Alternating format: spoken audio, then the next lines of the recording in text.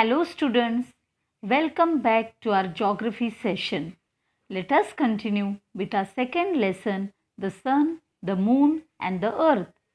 But before we proceed, let us review what we had studied in the earlier lecture. In the last lecture, we studied the topic eclipse, how they occur. We studied that an eclipse occurs on a new moon day or on a full moon day when the sun, the moon and the earth are in a straight line. Next, we studied was the solar eclipse. We studied that a solar eclipse occurs when the moon is in between the sun and the earth. We also studied the three types of solar eclipse. The first one is the total solar eclipse. In a total solar eclipse, the moon completely covers the sun. Second is the partial solar eclipse. In a partial solar eclipse, the moon covers only some part of the sun and not the complete sun. And the last part is the annular solar eclipse.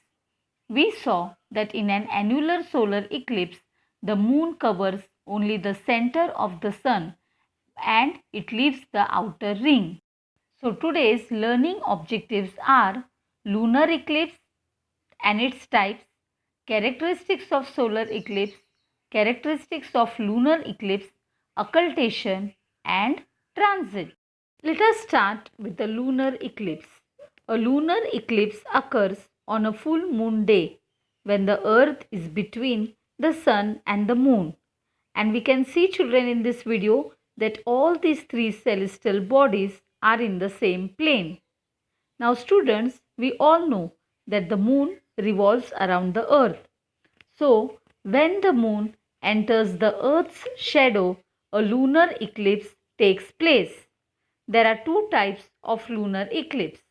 First, total lunar eclipse and second, the partial lunar eclipse. A total lunar eclipse occurs if the earth is in between the sun and the moon. Here, the moon is totally hidden by the earth's shadow. Next is the partial lunar eclipse. Partial means part. So, a partial lunar eclipse occurs if only a part of the moon is in the earth's shadow. Now students, it's time to test your brain power. So, let us answer the following questions. Our first question is, on the day of solar eclipse, in which part of the earth will it not be seen? Answer, solar eclipse will not be seen where there is night. Second question, can we see total and annular solar eclipse on the same occasion? Answer, no. Total and annular solar eclipse cannot be seen on the same occasion. Third question, why is an annular lunar eclipse not seen?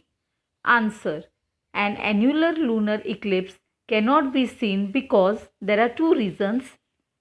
First, the size of the earth is bigger than that of the moon. Second, the moon is under the large shadow of the earth on the full moon day. Fourth question, which eclipse will you see from the moon?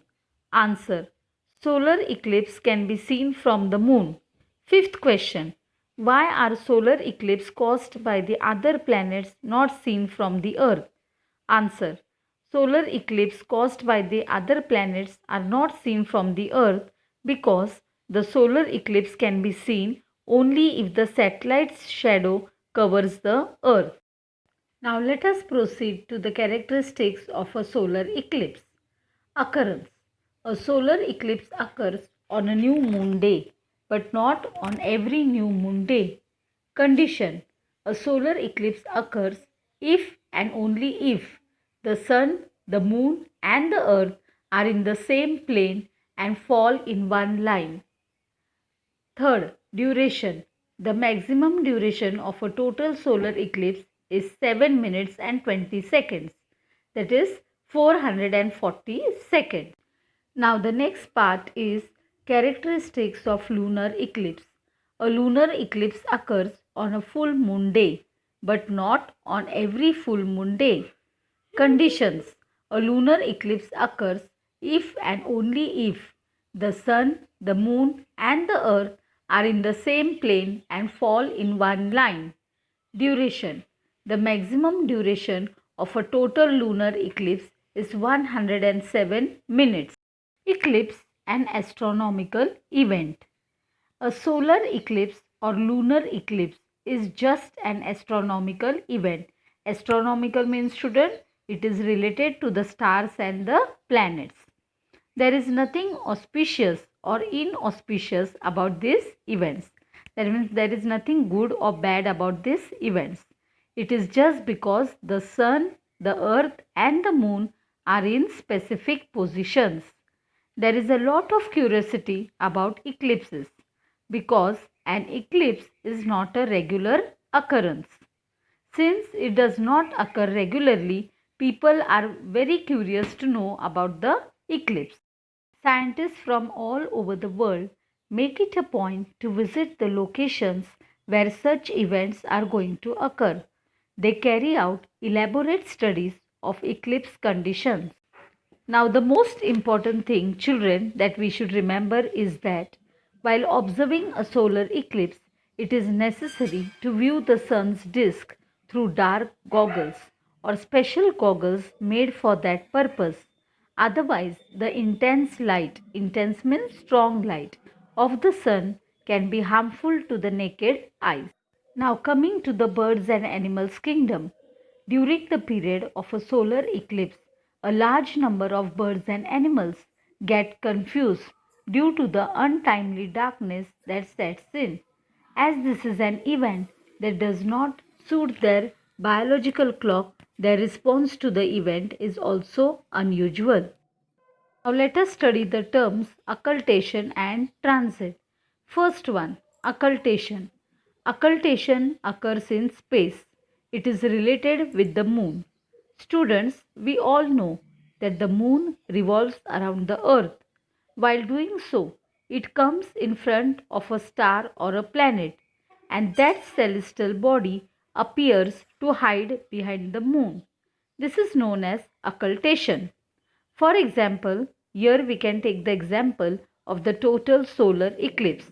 Children, we have already studied the meaning of total solar eclipse, and there we have seen that the sun disk is completely hidden because of the moon. Coming to the next part, that is the transit. A transit occurs if an inner planet like Mercury or Venus comes in between the earth and the sun. At that time, a small dot appears to move across the sun's disk. Transit is also a type of a solar eclipse. So students, here we have completed our lesson, and for homework you have to read the lesson carefully. Thank you.